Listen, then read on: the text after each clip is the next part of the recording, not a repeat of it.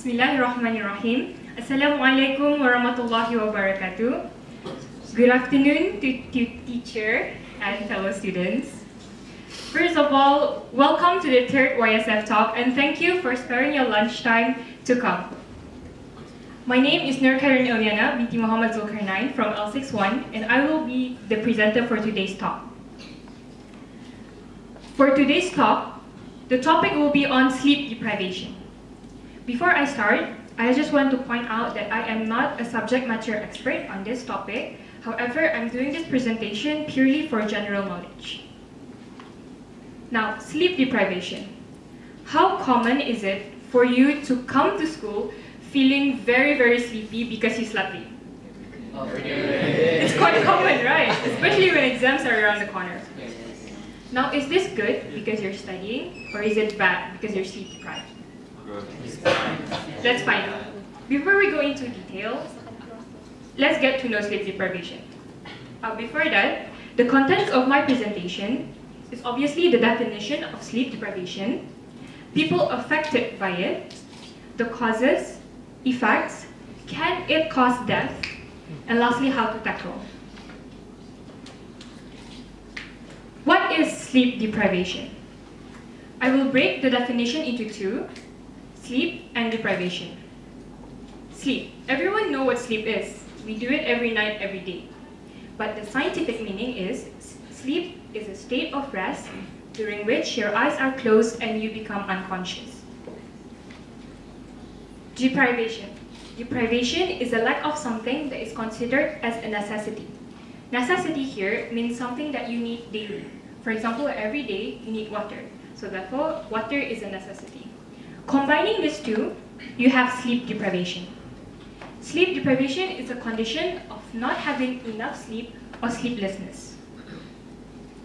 Now, who is affected by it? It is commonly affected by teenagers like us and young adults. There was a survey conducted in 2006 from the National Sleep Foundation. It said that 87% of students are chronically sleep deprived in America. Chronic here means in a problematic way. So 87% of students in America are sleep deprived in a problematic way. 87% is a very huge number. Now, from a newspaper called The Independent Singapore, within Asian countries, Singapore is said to be the most sleep deprived country. For our neighboring country, Malaysia, it's said that 32% of the population are sleep deprived. However, so far, there are no data recorded for Brunei Darussalam. Now, what are the causes of sleep deprivation? For us students, it's mainly due to excessive workload or upcoming exams. When exams are around the corner, I believe everyone can relate to this statement. You pull all-nighters to just cover your topics, isn't it? Yes. For workers, it's mainly due to demanding jobs. And for a quantity of people, they consider sleep as a waste of time, and instead, they watch movies or play games until morning. This is very frequent among teenagers. Now, for this statement, I think we can relate when it comes to holidays. We will be sleep deprived because we're watching movies. Now, what are the effects of sleep deprivation? The effects, I will break it down into two, short-term effects and long-term effects. Short-term effects, this is what happens if you are sleep deprived sometimes, 1 to 3 times in a week. First of all, forgetfulness and distraction. You tend to easily forget and can rarely focus. You also have trouble retaining and recalling information. Secondly is lower reaction times. Your reaction time when you are sleep deprived are as if you took a few shots of alcohol. That sounds bad, doesn't it? A person's reaction time decreases with only 1 night of poor sleep. Imagine if you are doing this repetitively. Loss of motivation. You tend to don't have the motivation to do anything, to do your homework, to study. Moodiness. You tend to be very, very stressed, very negative, you take everything negatively. And lastly, poor body balance. you tend to struggle to retain a straight posture. Long-term effects.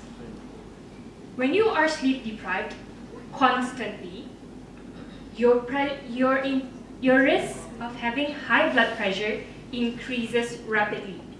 When you have high blood pressure, this will then lead to the risk of having a heart disease. Other than that, it can also cause the risk of diabetes, because a sleep-deprived person tends to have higher blood sugar level. This is due to because your body's release of insulin is affected. Weakened immunity. If you have little sleep, your body's immune system defenses weakens. So therefore, it's saying that you tend to easily catch colds caused by viruses. Yeah. And then weight gain. So basically, when you are eating, there is a chemical in your body that actually signals the brain that you're full. Now, when you're sleep deprived, this chemical is not 100% effective. So you tend to overindulge. It means you tend to eat and eat and eat even though you're already full. So this then leads to weight gain. Mood disorder. You will develop anxiety, depression, and bipolar disorder. And lastly, hallucination. You tend to imagine the things that are not happening. For example, the walls closing in and people twirling. Now, the risk of students being sleep deprived. What happens when we, as students, are sleep deprived? Sleep deprivation causes loss of concentration. So you can rarely focus in class.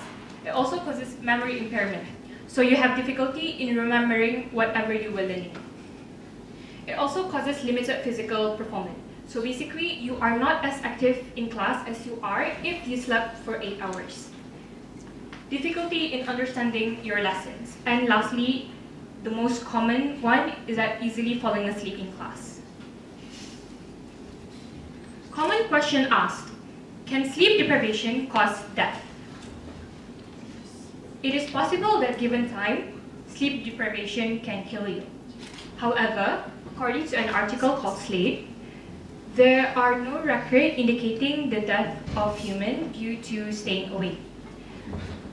However, animal research strongly suggests that it could happen, because in 1980, there was a researcher called Alan Rashatten from the University of Chicago. He conducted a series of groundbreaking experiments on rats, and he concluded that after 32 days of sleep deprivation, all the rats were dead. So if you think about it, if it happens to animals, it's highly likely can happen to humans. I have stated all of my problems.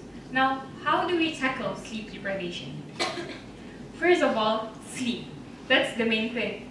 Sleep for at least 6 hours and at most 9 hours every single day. You cannot miss a day without falling asleep.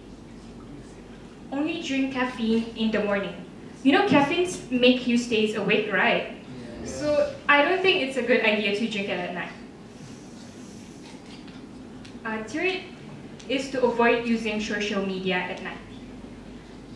Now, I feel we all can relate that a few minutes on social media actually means a few hours. Stay away from medicines that have a possibility of disrupting your sleep cycle. So there are certain medicines that can disrupt your sleep cycle. So it's best you prevent from it if you don't want to be sleep deprived. Engage in regular exercise during the day. So basically, when you exercise during the day, you tend to make yourself more tired, so you can easily fall asleep at night. And lastly, follow a routine for bed and wake up times, keeping it consistent every day of the week. So basically, you set a time for when you go to sleep and when you wake up. And when it's consistent, you won't have trouble of sleep deprivation. That's all. Thank you for listening. That concludes my presentation.